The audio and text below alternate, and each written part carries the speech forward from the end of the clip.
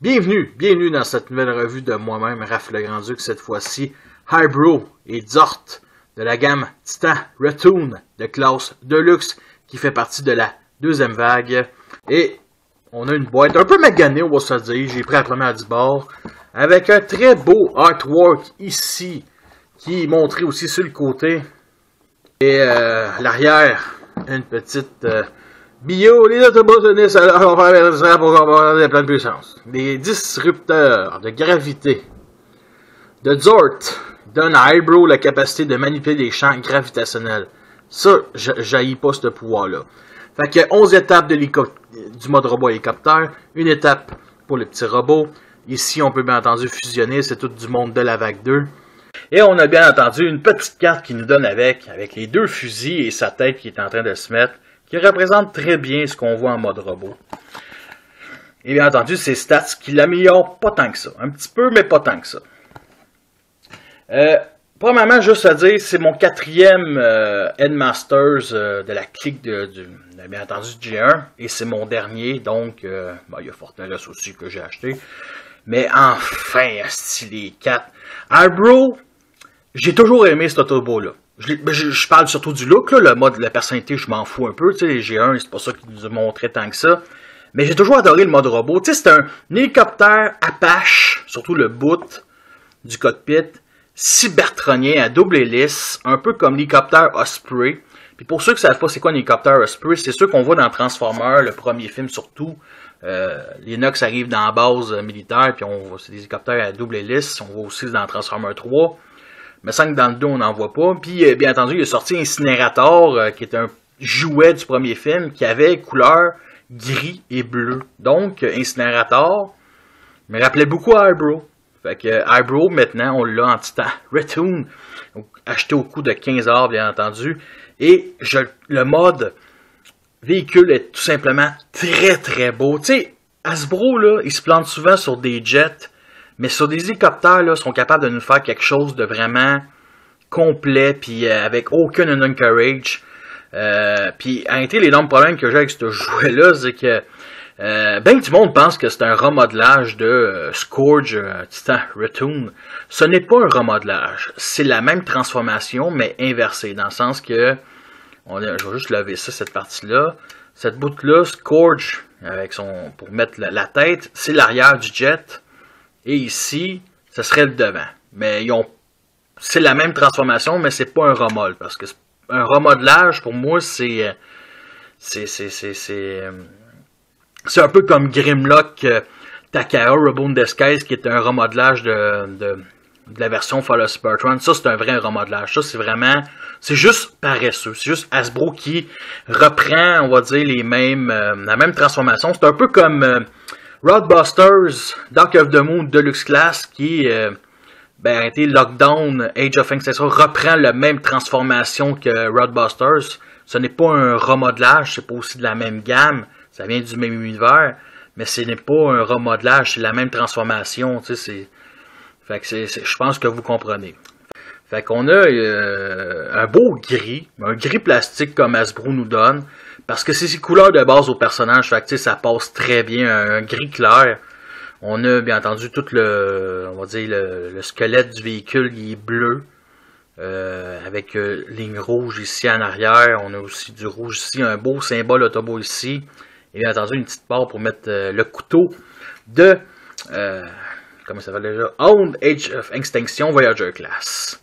Et vu d'en dessous, le véhicule, il est pas très bien caché. Je veux dire, le robot, ça c'est le torse, ça c'est les bras, ça c'est l'arrière, ça c'est les jambes. Fait qu'on a aussi un symbole Autobo ici. Fait qu'on aussi on a un train d'atterrissage juste avant. Puis au début, ça m'inquiétait un peu. Mais à cause des deux armes ici qu'on peut mettre en dessous, sur les ailes, il sert à ça. Fait que ça tient quand même assez bien. Ils sont tous les deux un peu rentrés. Bon. Comme ça. Sinon, il y a des armes ici. Des genres de canons au bout de ses ailes qui est vraiment beau. Puis on a bien entendu un beau cockpit rouge qu'on peut lever pour nous donner Zort, son nom. Bien entendu, on peut mettre les guns ici aux extrémités. Mais vu que c'est plus petit, ça sort beaucoup moins. Ça fait agressif. Ça serait juste de moi, je couperais les deux par 5 mm tant qu'à moi. Là, c'est juste les rapetisser pour les mettre au bout. C'est bien mieux ici tant qu'à moi. Et on peut les mettre ici sur chacun de la cabine pour rendre un look un peu plus agressif. Moi, j'haïs pas ça, mais ouais, ça donne un certain style. Et on peut former un genre de petite tourelle. Comme ça, il faut qu'on clipse les deux. Et c'est comme ça. Ça forme une genre de tourelle comme on a, qu'on peut accrocher sur le côté, un peu comme Blur. Fait qu'on peut mettre un autre Headmasters en mode assis, bien entendu, et le mettre de côté comme ça. Et j'avoue que c'est extrêmement laid juste d'un bord, et on va le rendre encore plus laid avec celle de Blur. J'ai dit c'est un Apache cybertronien, tout ça. On a le devant ici qui forme un peu un genre de canon, mais tu sais, dans les hélicoptères, aujourd'hui, des fois, sur les véhicules aériens, tu as des genres de tuyaux devant qu'on peut mettre surtout pour s'étinquer dans les airs. Ça ressemble bien plus à un canon. Mais tu sais, au début, ça me faisait penser à ça, mais non, mais c'est vraiment un hélicoptère cybertronienne, là, tu sais, vraiment. Très, très beau. Mais entendu, les deux hélices ici, en avant, que moi, personnellement, sont toutes indépendantes, mais qui, en tournant, ça se frappe dessus. Ça peut se pogner, mais vu que c'est assez loose de même, ça me dérange pas. Ça me dérange un peu. Bon. À un moment donné, tu pognes quelque chose, là. Tu pognes quelque chose, puis... à un moment donné, plus tu tapes les deux, plus à un moment donné, ils vont être indépendants, ou... Finalement, à chaque fois que tu t'en tapes une, l'autre arrête tout le temps. Fait que c'est à peu près ça. On a bien entendu une hélice peint ici avec du gris argenté, le même qu'on en retrouve sur les armes. Non, j'aime vraiment le mode alternatif. Le cockpit rouge est vraiment très beau. Non, ça reste quand même très beau. Il y a bien entendu une version Fan Project qui est sortie à 80 US que je trouvais extrêmement laid. Mais laid, là, tu sais, ça ressemblait pas à G1, c'est une réimagination. Et que je sais qu'un de mes chers amis, Obi-Wan Kenobi, un membre du forum qui l'avait acheté puis qui disait qu'il n'était pas intéressé par le Titan Retoon, mais au moins le Titan Retoon, il ressemble au G1, il ressemble à ce qu'on voit dans la série, il est vraiment très très beau. Moi je le trouve sans cesse. C'est vraiment je regarde vraiment pas mon choix, puis il est vraiment hot. Et les voici enfin les 4 Headmasters Autobo G1 de différentes gammes. Generation, Titan Retoon pour Highbrow et Hardhead, et le Fan Project pour Chromodome. Les 4 sont magnifiques, enfin complets. Et là voici celui avec que je vous ai parlé au début de la revue, Incinerator Movieverse. Nous sommes rendus à la transformation et on va enlever les flingues, on va les mettre de côté, on va rabattre le train d'atterrissage, on va sortir le cockpit, Zort. Plus précisément, on va le mettre de côté aussi. Et on va mettre les hélices comme ça, parce que c'est gossant pour la transformation. Et on va sortir on va commencer par le cockpit, justement. Et c'est sur double articulation ici. Fait que on doit pousser vers l'arrière de cette manière. Et vraiment, l'idéal, c'est pas prendre le cockpit et le mettre en arrière, c'est vraiment pousser la partie blanche pour pas que ça le brise, ça le brisera pas, mais ça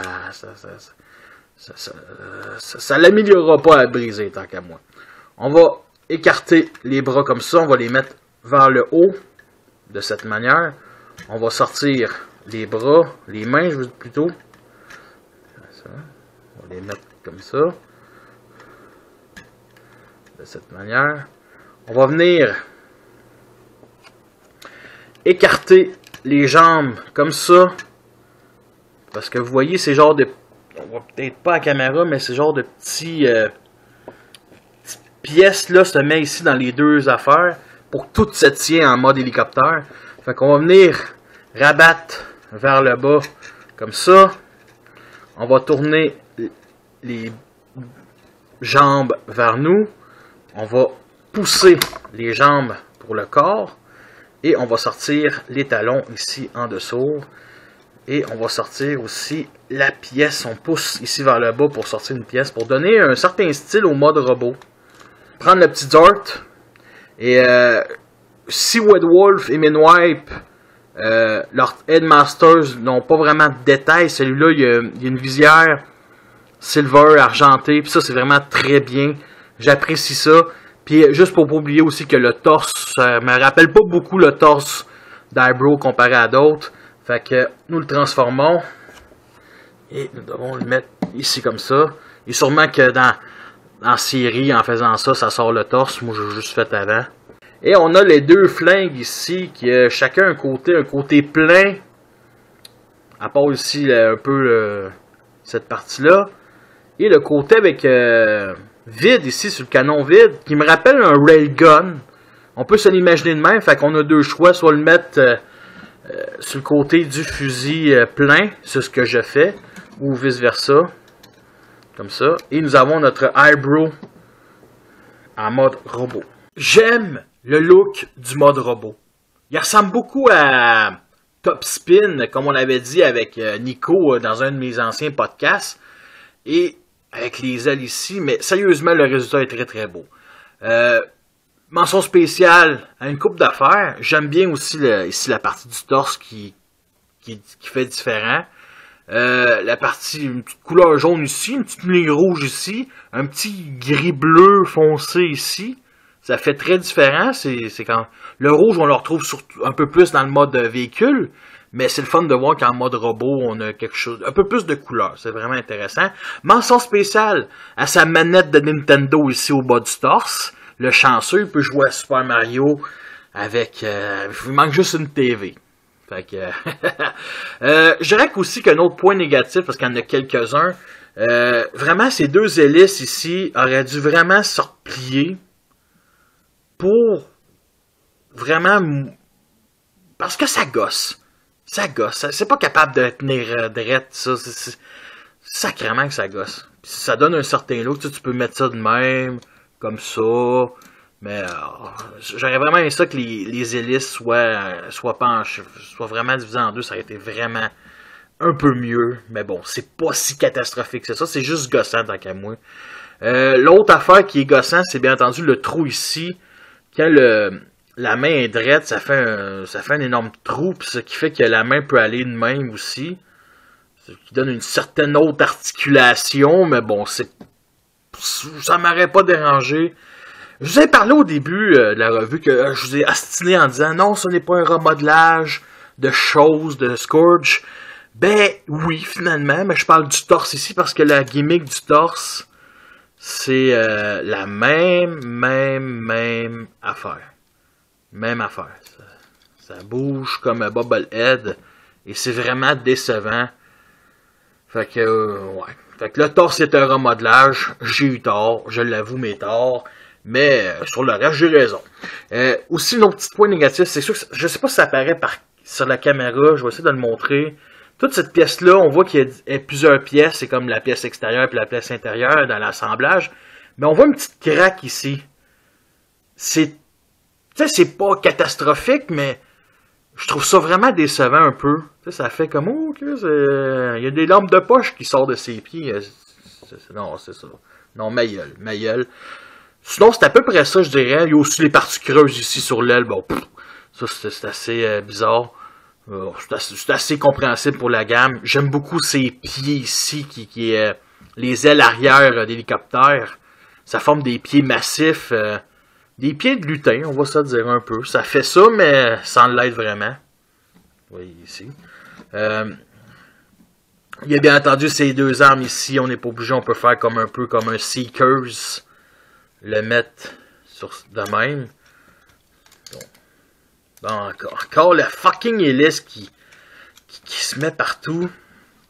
Ça peut faire un genre de Seekers, comme je dis. Il peut se battre de même en ayant deux autres guns ici. Et bien entendu, on peut le mettre à l'extrémité de cette manière.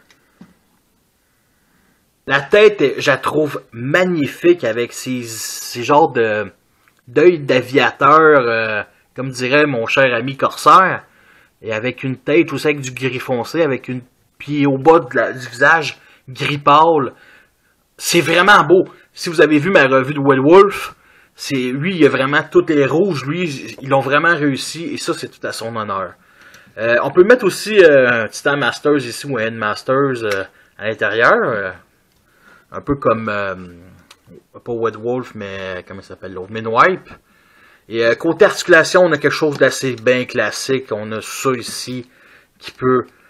Bon, ça c'est une étape de transformation, surtout monter l'épaule comme ça. On est sur bas joint, bien entendu, comme ça. De cette manière. Ici, on a du pivot. On a la main qui peut mettre ça comme ça, mais ça c'est une... Wow. C'est vraiment... Je reste un point négatif de la figurine. Il y a ça aussi qui peut bouger, comme ça. Pivot, partie creuse ici. Articulation au genou, mais qui est une étape de transformation. Et rien ses pieds. Pour ce qui est de l'arrière, on a ces talons ici qui restent que le jouet peut très bien tenir. Côté arme, bien entendu, il y a ce canon. On peut assembler le tout pour former un plus gros gun. Et pour moi, je trouve pas que ça fit tant que ça. C'est bien mieux de diviser en deux, personnellement. Sinon, on peut peut-être tourner ça, comme ça.